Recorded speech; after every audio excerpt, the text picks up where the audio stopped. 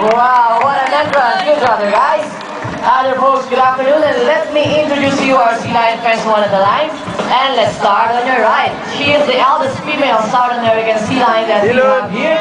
And according to her trainer, she's the prettiest. How about a sweet smile for your guest? Nice smile. And her name is none other than Isis. Hi. Wave it back, guy. I'm sure they love that. Okay, together with Isis is her trainer, Mark. Hi. And on the other side is the only male sea lion that we have here, and that makes him the handsome. And of course, his name is none other than Vincent. Nice smile, buddy. Together with Vincent is his trainer, Dennis. Okay. Now, folks, do you have any idea why they are called fin or feather-footed marine mammals? Anyone? Any idea? No? Do they have feathers? Hey guys, you have feathers? No. Well, it's definitely because of their front flippers. There you go. Which are shaped like a bird's wing. Now, the term pinniped may also be translated as wing-footed, since the flippers do look somewhat like wings.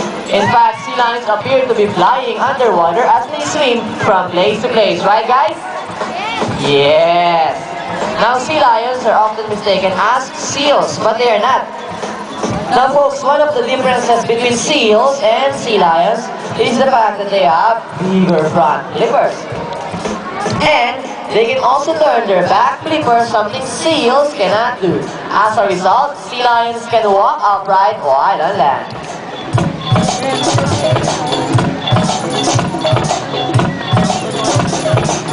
Wow, that was a fine demonstration. How about a big hand for our sea lion friend? Thank you very much.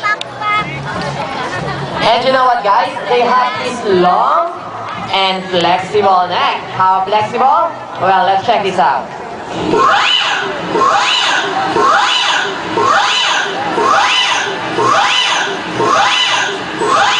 Well, that's not easy. Let's put our hands together for Vincent and Isis. Now their body is covered with a thin coat of short, coarse hair. Their whiskers help the sea lion's sense of touch. It contains nerve fibers which make them sensitive. Nice smile. They may use their whiskers to aid in navigation or to detect vibrations from prey in the water. And their small external ears give them a good sense of hearing both above and below the surface of the water. Now, sea lions, like many marine mammals, can see well both above and underwater. They have a keen eyesight, but unfortunately, no color vision. Right, guys? Yes. Now, in the wild, they inhabit water close to shore, flat rocky cliffs with tide pools, and have a preference for rocky beaches. They have excellent climbing abilities and can easily scale rocky cliffs.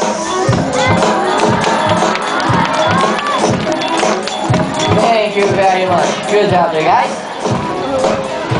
And now, let's talk about their swimming abilities. And let's start with, of course, Vincent.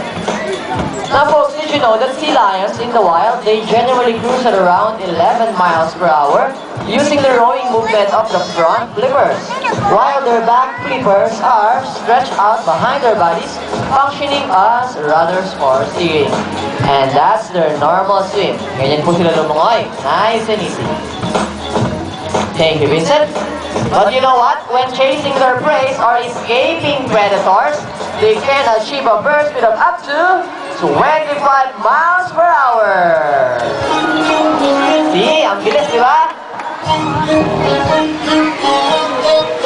Good job. And that is surely a fast signal, guys. Let's put our hands together for Isis and Vincent. Job well done.